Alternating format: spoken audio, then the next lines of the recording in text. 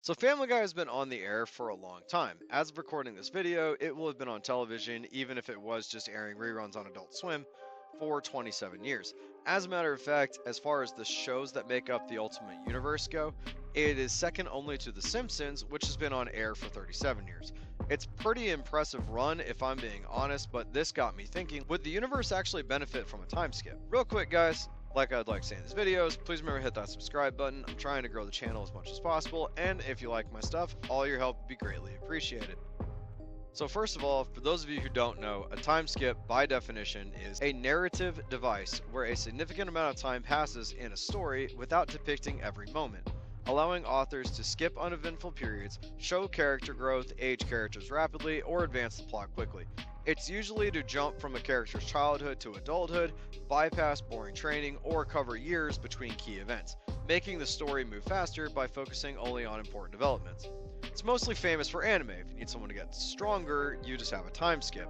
Then you have like hours upon hours of filler, which in my opinion just kind of destroy the time skip, but whatever. You can also jump backwards though. So like, hey, if you have done a time skip, you can go back to within the time skip and use that time to like, hey, this character needs to learn this. Oh, where did he learn it? Think back to his training. Oh, yep, during the time skip. So if all of these shows in the universe are over 10 years old, why haven't they significantly aged any of the characters in all of these years? And the answer to that is actually pretty simple: longevity. By leaving all the characters the same and just changing the show around them, they can remain relevant and recognizable. It can literally bridge the gap between generations. For instance, my daughter is 13 and she knows who Peter Griffin is and what he looks like because he has been the same forever. So the show goes on, everyone who works on the show stays employed, you can retcon pretty much anything you want since most of the episodes are self-contained anyway, and everything returns to the status quo in the next episode. Sprinkle in some Easter eggs, callbacks, cameos, some long-running themes that bridge seasons together, and that will kind of keep things interesting and give people some things to talk about, and the show can almost go on indefinitely. And looking at it from that side of things, it makes sense to just leave things how they are. So why a time skip? Well, the answer to that is actually a little more complicated, but what it really comes down to is personal preference and what you want out of the series and what direction you would like to take it. So with that in mind, I want to explain why I want a time skip in the Ultimate Family Guy universe. Doesn't necessarily mean it needs one. Clearly, it could just keep doing this indefinitely. It'll never be less funny. It just kind of works out for everybody.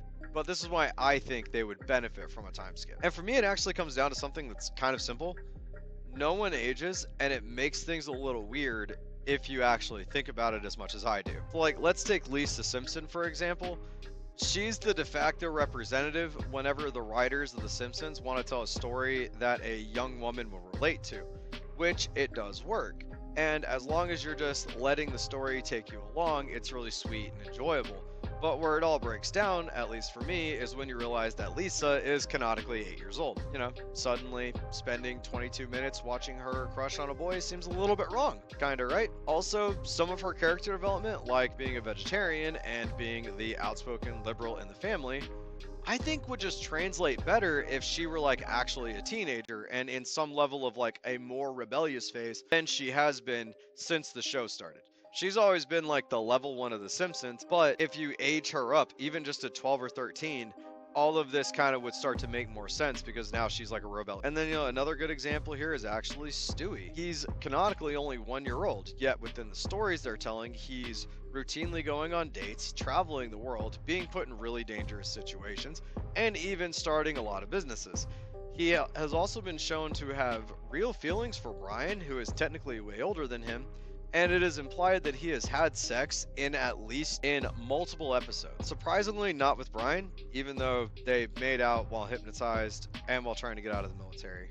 But apparently, that's the line the show won't cross, is the baby and dog having sex. Don't get me wrong, it's funny because he's a baby, and he's a baby genius, and we know he's a baby genius, nobody else does, and it kind of like, it's funny to see them in these situations because of the personality they've given Stewie and how well they play off of Brian. But he's still 1 year old. You could age him up and still accomplish kind of the same thing, except with a little bit more pizzazz now because he's older. It makes him make him work harder and not just make everybody instantly believe he is who he is.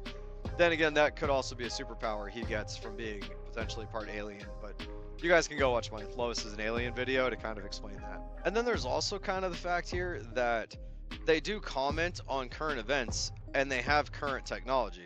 I mean, they started out using landlines and now they all have smartphones. And they'll comment on political issues and current problems, but it's very rarely the adults doing this. It's primarily like the kids, like Haley, who is at least 21, but she's still treated just like, she's not like a grown woman. And like the 8-year-old in Lisa, or the 1-year-old calling it out in Stewie because everybody else is too stupid, or because the adults are off doing the funny things and the crazy things in the episode. So you have to use like the smart children to call out the adults. And I get that that's the joke, but it's like, if you just age the kids up, it makes more sense for them to just have these opinions that they're having. And I mean, they've also let some characters have development and catch up with the times. For instance, Smithers came out of the closet in The Burning Cage. Homer and the guys just try and find him a real boyfriend instead of having to dedicate an entire episode to them just accepting the fact that being gay is okay. They just go along with it. It's great character development.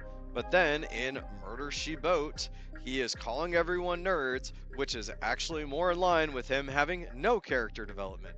So just age them up some and let him pick a lane. Also, fun fact, love the Addams Family reference here. Like, that should be Homer's normal look. I think that actually works for him. He's totally slaying it. But then there's also the fact that some characters are just stuck in the same spot, and it feels like the writers haven't really known what to do with them for the most part. For instance, Haley and Jeff were shown to want to start a family, but that storyline died right when Jeff became human again, and they just decide, well, we may not be ready for a family after dealing with Roger. But that's never revisited, and in the future, they have a family. So why not let them have a family? Meg turned 18 and started looking at colleges, but never even graduates high school.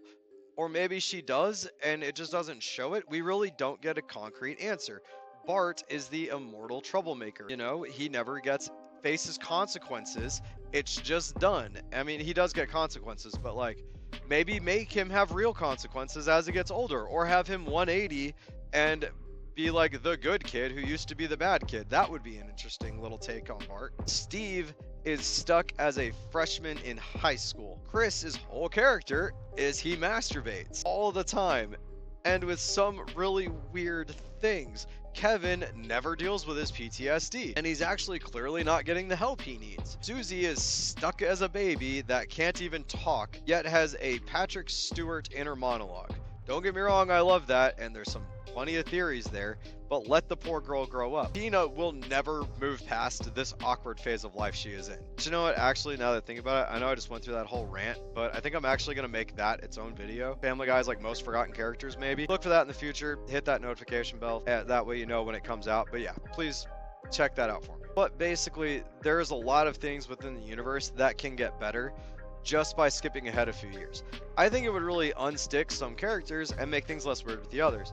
But if you still need more proof, we can actually look at the last 2 shows within the universe that I haven't been talking about that have actually done a time skip, and that's King of the Hill and Futurama. See, both of these shows were canceled before being revived on Hulu 10 years for Futurama and 15 years for King of the Hill. And instead of just picking up where they left off, they decided to do a 10-year time skip in each show. So for King of the Hill, the main change after their 10-year time skip is that Hank and Peggy are now retired, and all of the kids are young adults and living in Dallas.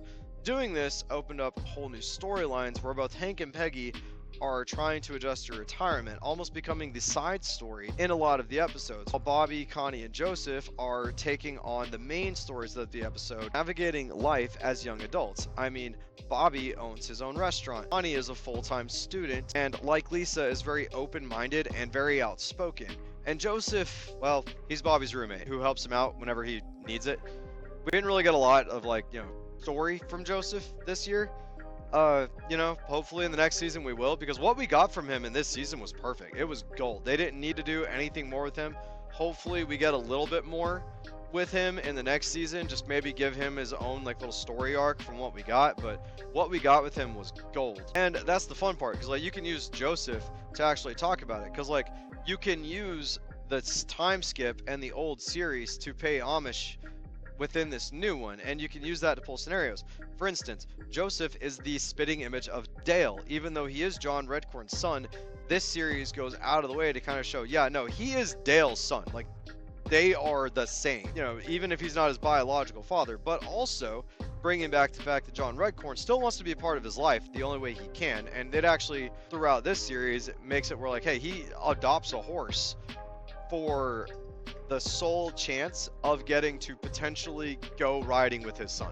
So it works by doing these callbacks and like continuing the story on.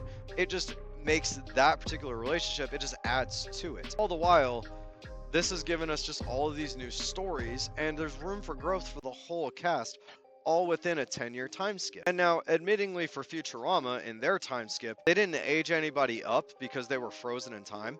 But by allowing the 10-year time skip to happen, it actually gave Amy and Kif the opportunity to become parents, opening the show up to a more family-orientated episodes and allowing them to navigate life with their new family. This also allowed for different pairings among the cast with the kids and the parents. But this also gives us stories we wouldn't have gotten otherwise. The show let Fry and Leela move in with one another, finally going all in on their relationship and everything that goes along with that. The time skip also allowed for the show to reference current events that had happened while it was canceled, like cryptocurrency boom and MFTs, without it feeling like it came out of nowhere. Like, they could actually talk about COVID and do a pandemic-related episode because they weren't on the air while the pandemic was going on. Family Guy was, so now Family Guy's meta commentary on it seems weird because, like, Stewie is still one. Like, it's not even like that show ever shows them wearing masks or anything, like, within the show. And I get they didn't have to do that, but, like, if you were to do a time skip, you could look back on that. Hey, remember when everybody had to wear masks? And then they just jump back into the time skip, but say it's like Stewie saying it, because he's the one who keeps commenting with COVID in that series. So here's my pitch, right? Imagine this scenario. Do a final season of Family Guy, American Dad, The Simpsons, Bob's Burgers, and in their last season, wrap up any long-running storylines or character arcs. Definitely kill off Sideshow Bob, and end the Smiths versus Santa storyline. Things like that. Then take a year off, only do reruns. Maybe dropping hints here and there, short clips for people to dissect and theorize about. Then bring back all the shows, all in the same year, or, you know, maybe you can even stagger things out depending on how it all works out. And in the show, do a 10-year time jump, but make the in-universe year match the realistic year. And just think about it. Stan could be the director of the CIA.